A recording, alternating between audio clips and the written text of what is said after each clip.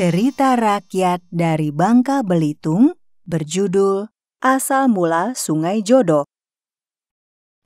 Pada zaman dahulu kala, hiduplah seorang gadis bernama Mah Bongsu. Mah Bongsu merupakan gadis yang yatim piatu. Ia tinggal sendirian di rumahnya. Sehari-hari, Mah Bongsu bekerja sebagai pembantu di rumah Mah Piah, yaitu seorang perempuan yang sangat serakah. Mah Piah mempunyai seorang anak yang bernama Siti Mayang yang juga sangat serakah. Pada suatu hari yang cerah, Mah Bongsu pergi untuk bekerja di rumah Mah Piah seperti biasanya. Aku harus bersemangat hari ini. Pagi itu, Mah Bongsu mencuci pakaian Mah Piah dan anaknya di tepi sungai. Di sini saja deh mencucinya. Saat sedang mencuci pakaian, tiba-tiba ada seekor ular yang melintas di depan Mah Bongsu. Mah Bongsu pun langsung teriak ketakutan. Ular! Aduh, jangan gigit aku! Namun, ternyata ular itu tidak menyerang Mah Bongsu sama sekali. Malah si ular menari-nari di sekitar Mah Bongsu. Apa yang kau lakukan? Saat Mah Bongsu mengamati, ternyata ular itu menunjukkan luka-luka yang ada di kulitnya. Oh, kulitmu terluka. Alangkah kasihannya, ular yang malang. Karena merasa kasihan, Mah Bongsu pun memberanikan diri mendekati ular tersebut dan mengambilnya. Shh. Jangan gigit aku ya. Sini. Aku mau membantumu agar luka di kulitmu cepat sembuh. Setelah Mah Bongsu berhasil mengambil ular itu, ia membawa ke rumahnya dan diletakkan di dalam kamar. Kau bukan ular yang nakal, sangat nurut ketika dipegang. Setiap kulit ular terlepas, Mah Bongsu membersihkannya kemudian membakarnya. Lepas lagi ya kulitmu. Apakah rasanya sangat perih? Aku izin untuk membakar bekas kulitmu ya. Saat bekas kulit ular akan dibakar, asapnya mengarah ke arah Singapura. Dan tiba-tiba terdapat tumpukan emas dan berlian yang membuat Mah Bongsu kaget. Hah? Mengapa ada emas dan berlian di sini? Dari mana datangnya? Kemudian jika asap bakaran bekas kulit ular itu mengarah ke kota Bandar Lampung, maka akan datang kain sutra Lampung sangat banyak. Hah? Dari mana datangnya semua ini? Ternyata semua kekayaan tersebut datang dari kulit ular yang telah dibakar Mah Bongsu. Karena itu, dalam waktu yang singkat, Mah Bongsu menjadi orang yang kaya raya. Wah, tidak menyangka aku akan menjadi seperti ini. Penduduk sekitar merasa heran dengan Mah Bongsu yang menjadi kaya secara tiba-tiba. Bagaimana gadis itu bisa kaya secara tiba-tiba ya? Iya, penasaran. Dia sudah tidak punya orang tua, lalu mendapatkan harta sebanyak itu dari mana?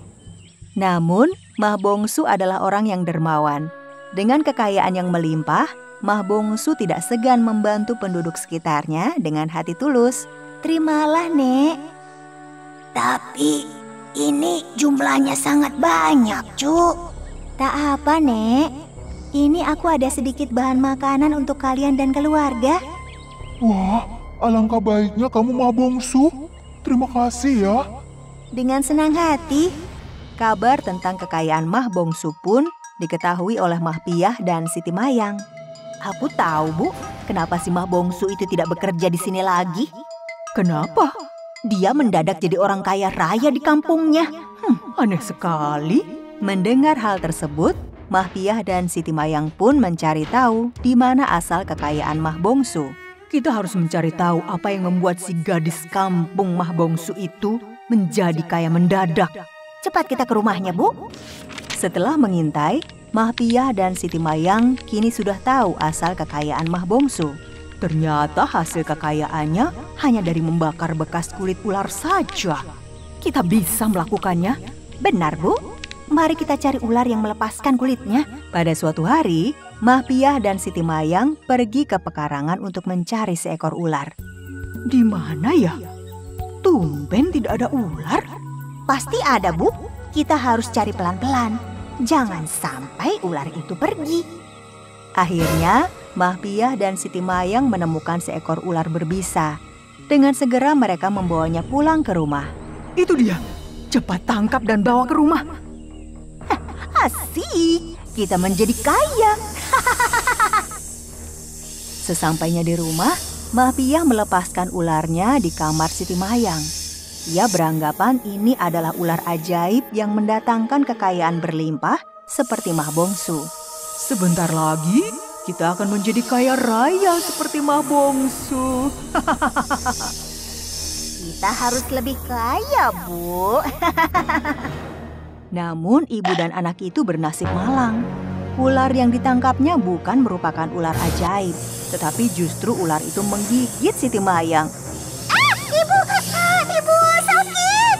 Bisa di dalam ular itu masuk dengan cepat ke dalam tubuh Siti Mayang sampai membuatnya meninggal dunia. Anakku, Siti Mayang, bangunlah kau, nak. Bangun.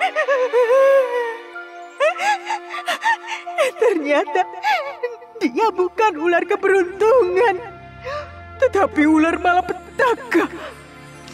Sementara itu, ular yang dirawat oleh Mah Bongsu selama ini telah sembuh. Wah, seluruh lukamu sudah sembuh. Kau bisa beraktivitas dengan bebas. Saat Mah Bongsu memberikan ular tersebut makan, tiba-tiba ular itu berkata, Mah Bongsu, terima kasih banyak karena kau sudah merawatku. Sekarang sudah saatnya aku melamarmu menjadi istriku. Mendengar suara dari ular, Mah Bongsu pun menjauh dan tercengang. Apakah kau berbicara, wahai ular? Bagaimana bisa? Seketika ular itu berubah wujud menjadi seorang pemuda yang gagah dan tampan. Oh, Sementara itu, kulit ularnya menjadi rumah megah dan indah.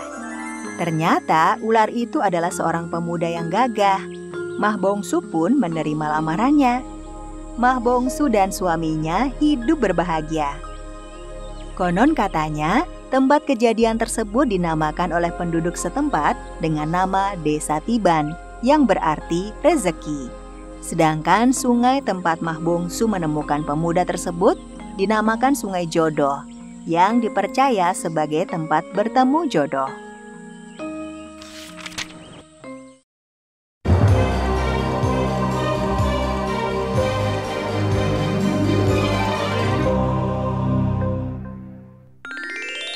Cerita rakyat dari Bangka Belitung berjudul Putri Pinang Gading. Pada zaman dahulu kala, di daerah Membalong, Bangka Belitung, hiduplah sepasang suami istri yang sudah cukup berumur. Mereka sudah lama menikah, namun sampai saat itu belum juga diberi keturunan. Sepasang suami istri tersebut bekerja sebagai nelayan yang mencari ikan dan menanam padi di sawah mereka yang tak begitu luas. Meskipun hanya hidup berdua, namun suami istri tersebut hidup bahagia karena mensyukuri semuanya. Pada suatu pagi, sang suami pamit kepada istrinya untuk pergi memasang alat penangkap ikan di pinggir laut. Bu, aku pamit ke laut dulu. Mau memasang penangkap ikan. Tidak ke tengah laut kan, Pak? Tidak, Bu. Di pinggiran saja. Hati-hati, Pak. Sesampainya di pinggir sungai, ia langsung memasang sero. Alat penangkap ikannya berupa bilik-bilik kecil yang terdapat lubang kecil sebagai pintu masuk. Kemudian saat menjelang sore, sang suami kembali ke perangkap ikannya. Namun, seperti ada sesuatu yang menyentuh kakinya. Ia pun menunduk, melihat benda di kakinya. Apa ini? Oh, hanya sebilah bambu. Ia pun mengambil bambu yang tak seberapa besar, kemudian melemparkannya ke laut. Saat mengecek alat penangkap ikannya, alangkah senangnya ia melihat seronya dipenuhi dengan ikan. Segera ia masukkan ke dalam keranjang yang dibawa. Wah, hari keberuntunganku ini. Banyak sekali ikannya. Saat sedang asyik mengambil ikan, ia kembali merasa kakinya seperti menyentuh sesuatu. Apalagi ini? Sebilah bambu lagi. Banyak sekali bambu di sekitar sini. Ia mengambil bambu itu dan kembali melemparkannya ke laut. Setelah pekerjaannya selesai, ia segera mengemas seluruh peralatannya dan membawa ikan tersebut pulang. Nah, saatnya pulang. Namun lagi-lagi, kakinya seperti menyentuh sesuatu. Lagi-lagi, itu adalah sebuah bambu. Aneh sekali, bukankah ini bambu yang kulempar ke laut tadi? Bagaimana bisa kesini lagi? Padahal laut sedang surut. Ia kembali membuangnya ke laut.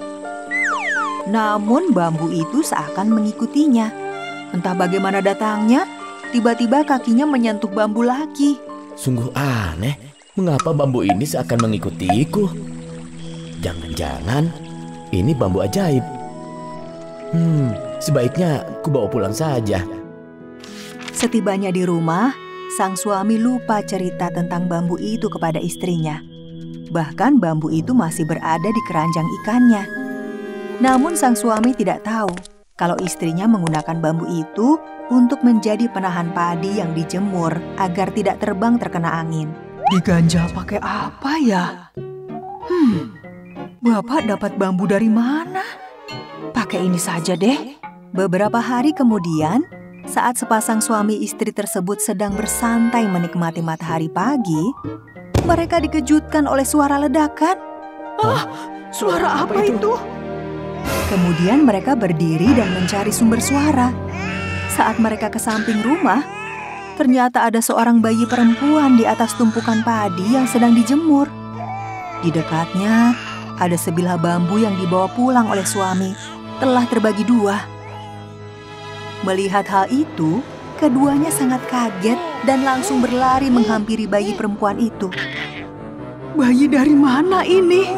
Sang suami ingat akan bambu ajaib yang dibawanya dari laut. Ia pun menceritakan semuanya kepada sang istri. Sepasang suami istri tersebut pun sangat senang. Ternyata benar, itu adalah bambu ajaib. Tuhan telah memberi kita seorang anak, Pak. Dengan perasaan yang sangat senang, sang istri menimang-nimang bayi perempuan cantik itu. Mereka pun membawanya ke dalam rumah dan memutuskan untuk mengurus bayi itu bersama-sama. Kita besarkan dia ya, Bu. Iya, Pak. Pasti dia jadi anak yang cantik. Waktu terus berlalu. Mereka merawat bayi tersebut dengan baik dan memberi nama Putri Pinang Gading. Keduanya sangat menyayangi bayi tersebut. Tidak terasa, Putri Pinang Gading telah tumbuh menjadi seorang gadis remaja yang cantik jelita. Ia ahli memanah dari kecil. Keahliannya tersebut digunakan untuk berburu di hutan dengan ditemani bapaknya. Ayo, Bapak temani berburu ulung di hutan. Ayo. Pada suatu hari, di kampung tetangga mendapatkan serangan seekor burung buas berbadan besar. Burung itu tidak hanya memangsa hewan ternak, tapi juga seorang penduduk telah dimangsa olehnya. Akibatnya, tidak seorang pun yang berani keluar rumah. Kampung itu menjadi sangat sepi. Mendengar berita itu, Putri Pinang Gading sangat sedih. Ia berniat untuk menggunakan keahlian memanahnya untuk menangkap burung itu. Pak, aku ingin sekali menolong kampung tetangga yang mendapatkan serangan dari burung besar. Sebaiknya kau pikirkan lagi, putriku. Burung itu sangat besar dan ganas. Kau bisa menjadi mangsanya. Benar kata ayahmu. Kami takut kehilanganmu, Nak. Namun, Putri Pinang Gading tetap pada pendiriannya. Ia mau menolong kampung tetangga itu. Meskipun dengan berat hati, orang tuanya mengizinkannya. Saya yakin, saya bisa melakukannya, Bu. Percayalah. Tapi kau berjanji harus menjaga dirimu baik-baik ya. Pasti, Bu. Saya akan kembali dengan selamat. Besok, sang putri akan pergi. Malam itu Putri menyiapkan busur dan anak panah yang telah dilumuri racun. Sini Bapak bantu. Terima kasih, Pak. Setelah dirasa semua persiapan sudah cukup, Putri Pinang Gading pun beristirahat. Keesokan harinya, sang putri berangkat pagi-pagi sekali. Ia menempuh perjalanan setengah hari untuk sampai ke kampung tetangga tersebut. Suasana kampung sangat sepi karena tidak ada seorang pun yang berani keluar rumah. Kalau begini terus, penduduk kampung akan kelaparan. Ya bagaimana ia mendapatkan bahan makanan? Jika keluar rumah saja mereka tidak berani. Putri Pinanggading pun menyusuri jalan dengan waspada. Ia mengendap-endap di bawah pohon agar tidak dilihat oleh Gerude, nama burung besar itu. Tak lama kemudian, ia melihat Gerude terbang menukik dan mendaratkan tubuhnya ke pinggir danau. Burung ganas itu tampak kehausan. Itu dia yang kutunggu-tunggu. Putri pun mempersiapkan anak panah beracun. Kemudian mengamati gerak-gerik si Gerude. Aku harus menunggu waktu yang tepat. Setelah dirasa waktunya tiba, Putri Pinanggading segera melepaskan anak panah ke arah Gerude. Anak panah itu melesat kencang dan tepat menancap di dada Gerude. Burung ganas itu terkejut. Ia mengepakkan sayapnya dan terbang dengan mengeluarkan suara yang memekakan telinga. Rupanya racun yang dioleskan ke anak panah itu bereaksi dengan cepat. Burung itu berteriak kesakitan dan jatuh terhempas di tanah lapang di pinggir danau. Burung Gerude tersebut telah mati. Warga pun terkejut mendengar suara burung Gerude yang sangat keras tadi. Para warga keluar rumah dan ingin tahu apa yang terjadi pada burung itu. Apa yang terjadi pada burung Gerude? Iya, ada apa? Melihat burung Gerude tersebut telah mati, seluruh warga kampung bersorak senang. Mereka sangat berterima kasih kepada Putri Pinanggading. Terima kasih sudah menyelamatkan kampung ini. Sama-sama, dengan senang hati. Orang tua Putri Pinanggading pun sangat bangga kepada anaknya. Kami bangga padamu, Nak. Alkisah, tanah lapang tempat burung Gerude itu jatuh menjadi 7 buah anak sungai. Dan anak panah yang mengenai dada burung itu berubah menjadi rumpun bambu beracun yang dinamakan bule berantu, yang berarti bambu beracun oleh warga.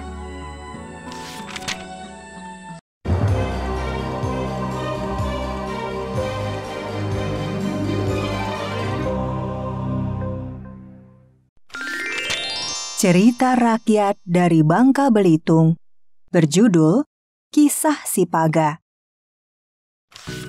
Pada zaman dahulu kala, hiduplah seorang pemuda berbadan kecil namun mempunyai keberanian yang besar. Ia bernama Paga.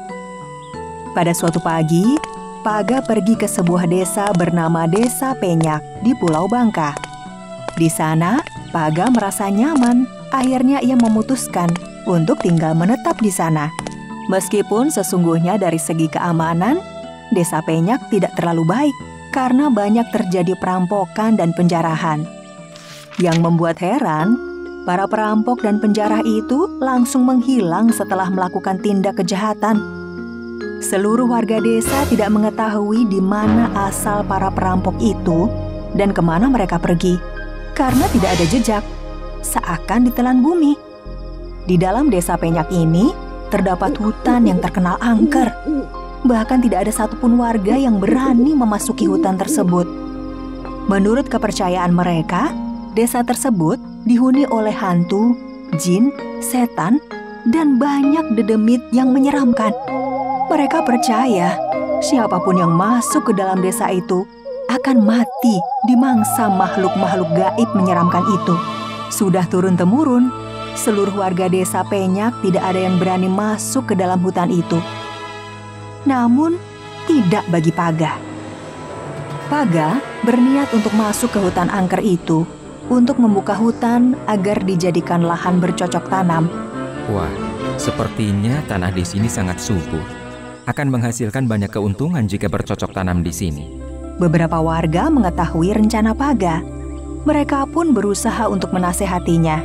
Paga, janganlah kau masuk ke sana. Kami semua percaya kalau hutan itu adalah hutan angker. Daripada kau mati konyol di dalam sana, mending kau urungkan saja niatmu. Benar, banyak lahan di Desa Penyak ini yang bisa kau jadikan tempat bercocok tanam. Asal jangan di dalam hutan angker itu. Namun, Paga tetap bersikeras untuk masuk ke dalam hutan angker itu. Tidak apa-apa, biarkan aku ke sana. Sebenarnya, Paga tidak nekat untuk masuk ke hutan angker itu. Karena beberapa minggu sebelumnya, Paga memergoki orang asing masuk ke hutan angker itu secara sembunyi-sembunyi. Aman, cepat masuk. Paga tahu mereka bukan warga desa Penyak. Hah? Siapa mereka? Sepertinya bukan warga desa sini. Atau jangan-jangan mereka adalah perampok dan penjara yang meresahkan warga selama ini. Karena hal itulah, Paga berani masuk ke dalam hutan angker itu. Dengan membawa peralatan kerja bercocok tanam, Paga mulai masuk ke dalam hutan angker itu. Di sini tidak ada hal yang mencurigakan. Tidak ada makhluk-makhluk gaib seperti yang warga desa katakan. Di dalam hutan itu, ia menemukan kelebatan hutan dan banyak hewan yang berlarian dan berterbangan ketika berjumpa dengan Paga. Setelah menelusuri hutan, Paga menemukan tempat yang cocok untuk bercocok tanam. Nah, sepertinya di sini tempatnya. Cocok sekali. Lebih baik aku mulai membersihkannya. Paga mulai menebang pohon dan membersihkan sekitarnya. Ia bekerja dari pagi hingga sore hari. Kemudian malam pun tiba. Paga tidur di atas dahan pohon besar. Ia tinggal di sana selama berminggu-minggu. Sepanjang hari, Paga sibuk menyiapkan lahannya di dalam hutan angker tersebut. Sementara itu, warga desa Penyak dikejutkan dengan kedatangan para perampok ganas. Kali ini mereka tidak hanya merampas harta benda milik para warga, tapi juga menculik dan memaksa warga untuk dijadikan budak belian. Ayo cepat, ikut kami. Tidak, tolong. Cepat. Setelah kejadian tersebut, akhirnya seluruh warga desa Penyak mengungsi ke tempat yang aman. Mereka berbondong-bondong meninggalkan desa itu dengan membawa harta bendanya. Hewan-hewan ternak milik warga pun diungsikan. Setelah seluruh warga mengungsi, para perampok itu kembali datang ke desa Penyak. Mereka di bawah kepemimpinan si Biru yang merupakan kepala perampok yang sangat kejam. Saat mendapati keadaan desa Penyak sangat sepi, si Biru pun sangat marah. Ia memerintahkan seluruh anak buahnya untuk membakar dan menghancurkan rumah warga desa Penyak. Desa apa ini? Kosong sekali. Cepat bakar dan habiskan seluruh rumah ini. Siap, bos. Anggota perampok itu akhirnya kembali dengan tangan kosong. Kapal itu berlabuh di tempat yang tidak jauh dari desa Penyak dan perlahan masuk ke tempat tersembunyi di hutan angker. Ternyata di dalam hutan angker tersebut terdapat markas yang mereka dirikan selama ini. Cepat masuk sebelum semua orang tahu. Kedatangan mereka masuk ke dalam hutan angker sebenarnya diketahui oleh Paga. Paga mengamati kemana perampok itu berjalan. Tuh kan, benar apa yang aku katakan. Sekarang aku harus mengikuti mereka agar bisa mengetahui di mana markas besar mereka. Akhirnya Paga pun tahu di mana markas para perampok itu, yang ternyata tidak jauh dari lahan garapan Paga. Wah, ternyata markasnya tidak jauh dari lahanku. Karena sangat marah, Paga pun menggertak mereka dari persembunyiannya. Hei, berani-beraninya selama ini menjadi perampok dan penjara desa Penyak. Mendengar suara itu, si Biru langsung melihat ke arah Paga yang keluar dari persembunyiannya. Hahaha, si kecil berani-beraninya menjadi penyusup. Biar kita tangani, bos. Tidak perlu. Anak kecil ini sangat mudah diatasi. Paga pun berhadapan dengan si Biru yang melawan dengan pedang besar di tangan. Sedangkan Paga melawannya hanya dengan tangan kosong saja.